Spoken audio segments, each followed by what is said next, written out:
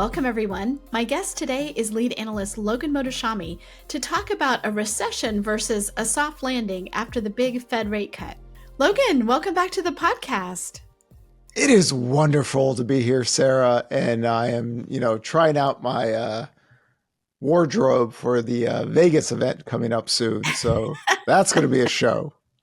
Okay, this I'm like, it's a Friday afternoon when we're doing this. I'm like, what is this with this shirt? It's a nice shirt. It definitely says Vegas. That's what I'm going to say. Yes, it does. So that's good. Well, we have a really interesting topic today, which is, we just got done yesterday talking about, why mortgage rates didn't go lower, why they actually rose after the Fed cut rates. And today, now we're back to like, are we heading into a recession or is this a soft landing? So can you explain that? This is key for everyone because obviously the housing market needs lower rates to grow sales. We have been stuck around this 4 million level for a long time. The builders have shown us that you can grow sales, but it's a sub 6% mortgage market. I mean, they're throwing up 4 handles out there as taunting marketing tactics, which is very effective, actually. Today, it's Friday morning. So today the 10-year yield had been rising again. It was like 3.76, nothing big. And then Waller came out. Remember Fed Governor Waller, one of our favorites? Oh, yes. And he was talking about, I could kind of buy into the front loading of rate cuts, meaning they're going to be bigger. But, the job growth is fine. And the 100,000 jobs per month is okay. Okay. He was in the 50 camp. He was trying to say that, well, the growth rate of inflation was falling for the last 4 months. So that's good enough. No, the fact that he was talking about, we can be more aggressive going to the downside. Like I've talked about on the last podcast, I do believe the Fed was a little bit more mindful of some of the recessionary data at this point being restrictive. Remember, today, their policy is still restrictive. Treasury Secretary Yellen came on, made a public statement. Yes, the Fed is still in restrictive policy. So where the growth rate of inflation is and the Fed funds rate, they still have a long way to go to get to neutral.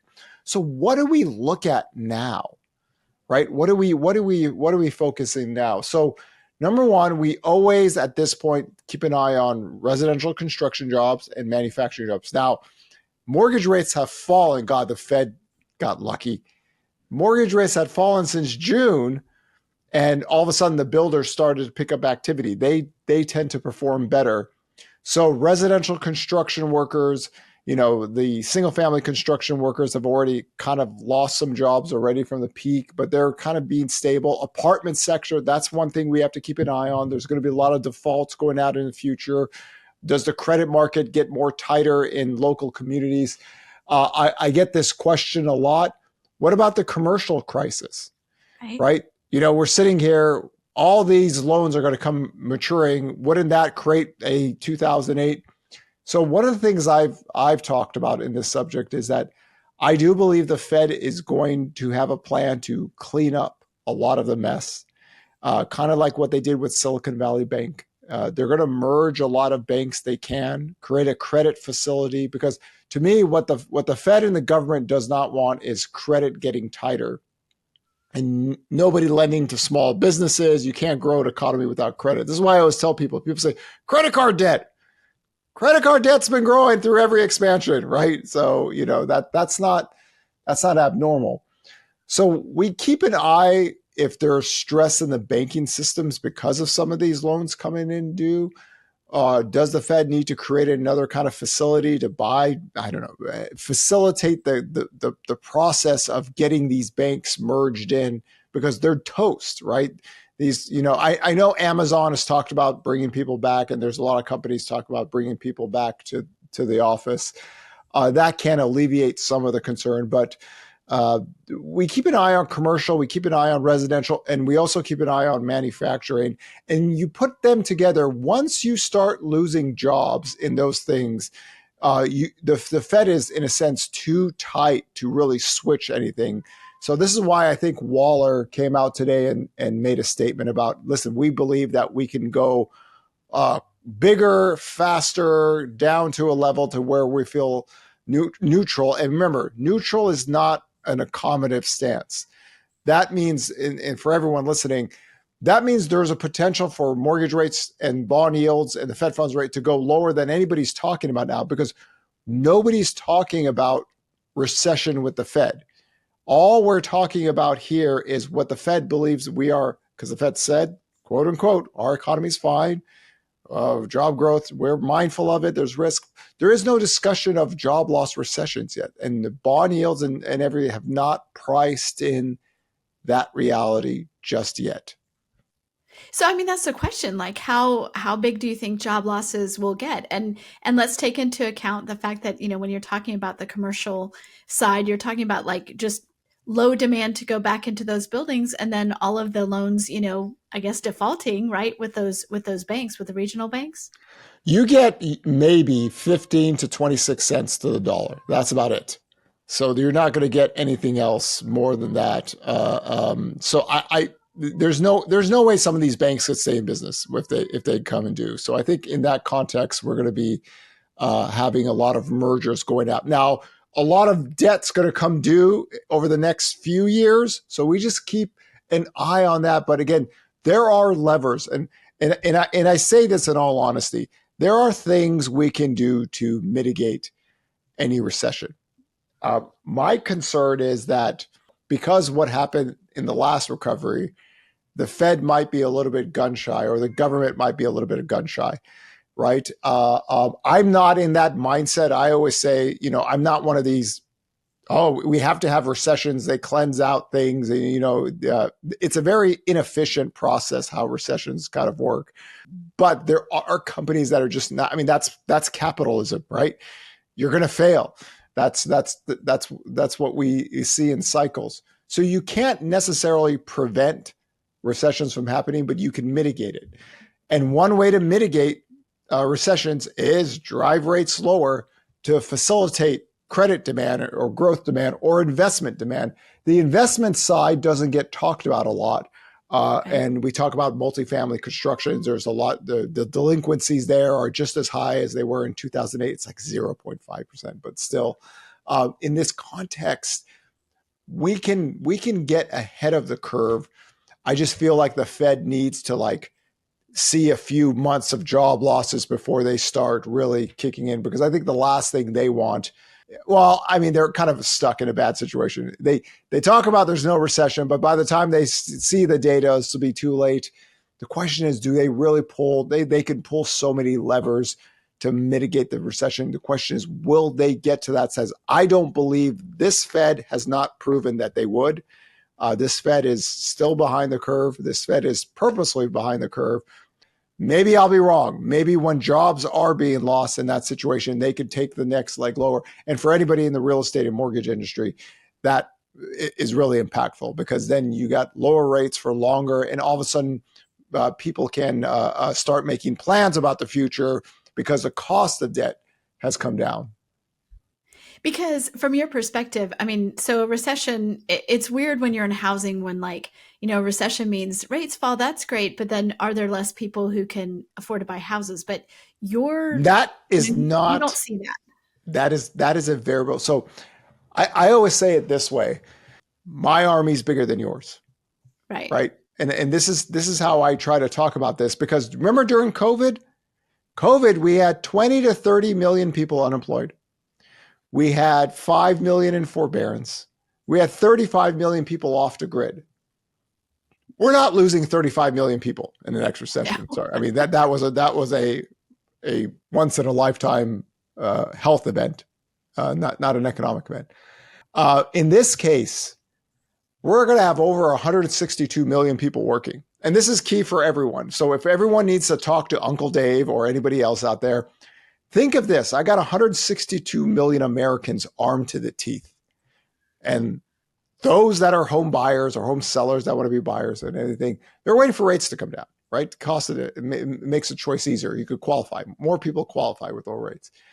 You cannot possibly lose enough people to change that demand curve, right? So you assume that 2 to 4 million jobs are being lost. I still got 158 million people running here, right? My army's bigger than yours. Because I hear this all the time. Nobody's going to buy a house because nobody has a job. It's such a stupid statement. There's no 162 million people are going to lose their jobs. What reality is, but we hear it all the time because we're idiots. And that's the problem. When we let idiots say things all the time and don't challenge them, nobody's working. Are you crazy? Not even the Great Depression had, 90% unemployment rates or 95. Come on. It doesn't work that way. So already we see the unemployment rate for those without a high school education at 7.1%. Imagine if, the nation was at 7.1%, right? Things would be different. But even in that context, think about it. 7% unemployment rates, what does that also mean? 93% people are employed. Right. Most people are always working in a recession. Most homeowners are always working in a recession. So think of it in that way. This is why housing gets disproportionately hit if the economy is booming and all of a sudden rates go up. And we saw that 2022 and 2023, the labor market we're creating lots of jobs, everything, biggest crash in home sales ever. Why? Because prices elevated, rates elevated, the total cost of housing, demand crashed. Volumes and transactions crashed. So, but when that changes, do you really think your 2 to 4 million people can take my 158? Oh, I'd like to see that simulation in some YouTube. I guarantee you, they got that stuff on YouTube. You could have armies fight each other. What it'll be? It'll be a slaughter, right? So always remember that if you get into that discussion with people, well, nobody's going to have a job. Really? So that we shouldn't think about it in that light. I do think, I appreciate every time you write about the jobs report, you break it down because to you, it's very important to see which sectors are actually losing the jobs. If you're in housing, this is important, right? Because we want to see our construction workers losing jobs, but also homeowners who generally have, a college degree or at least finished high school, whatever. When you break it out, it is the people who never finish high school are skewing it quite a bit. And that traditionally is the case because that's service sector workers. So you have, like I point out to people in California, if you look at California service sector workers, right, they are, noticeably down, right? California's unemployment rate is higher than a lot of states. So they tend to get hit the hardest in any recession because that's where we're a service sector economy. So naturally, our scale workers are here. So they would fall off more. My 6 recession red flag model, okay, so all my 6 flags were up August 5th, 2022, and then November 9th came, and then the housing market. Remember, we think new home sales it's not existing. I think one of the other things I see wrong out there is a lot of people say, well, when housing's in a recession, the US is in a recession, but they see the existing home sales market, not the new home sales market. This really confused everyone. Like if you went back in the last 2 years, because remember, we have people saying recession every single day. Right. They did not quite understand how important the new home sales sector and construction worker is to the economic cycles. And this year was the year that all those variables were negative together. This is why I believe the Fed started to take a little bit more aggressive. They can't afford that sector to lose jobs now, right? Everybody's talking about we're going to build millions of homes. Sarah, what do I think about that? We're never going to build millions. You're never going to build millions of homes like that. Are you kidding me? Existing home sales are at record low sales levels versus the population. New home sales was falling. Housing starts were at recession level. Permits were you're all talking about, oh no. So the fact that rates have gone lower, we've already seen that impact, right? That's positive. So I'm hoping that the next stage of it is get a little bit more dovish Fed going out there, and that could push rates even lower. Spreads get better, that could push rates even lower. And what happens in the commercial industry, what happens in the service sector, we can mitigate that damage a lot. But we're still restrictive policy today. This is why we have to always talk about recession. We have to have models and labor triggers, right? This is where we get really nerdy. Once we see the labor trigger, and since 2022, Sarah, what have we been talking about? Jobless claims data. When we get up to that 323,000 4-week moving average, then you're going to see, tons of negative reports, Fed doing policy to, fight the recession and mitigate it. But Right now, claims are low, the layoffs are low, the demographics of America is different. We have baby boomers leaving every single day, right? We need people just to replace them. It's a wash, right? If you're growing with demand and you need more labor and productivity isn't good, guess what? No country has a Dorian Gray labor market, right? We all age and we all die, and we're no good to any company when we're dead.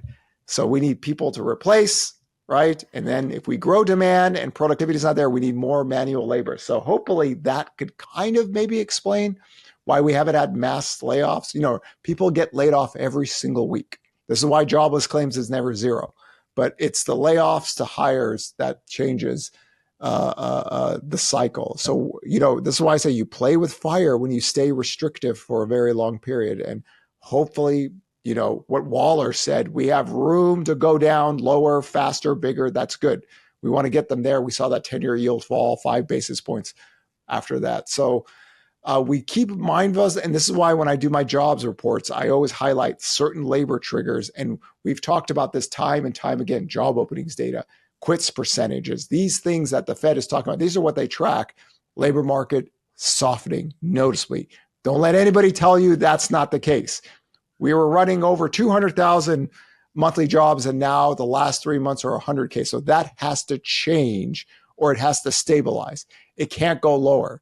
When you start going lower, you get into the negative, right? That's what recessions are, job loss recessions.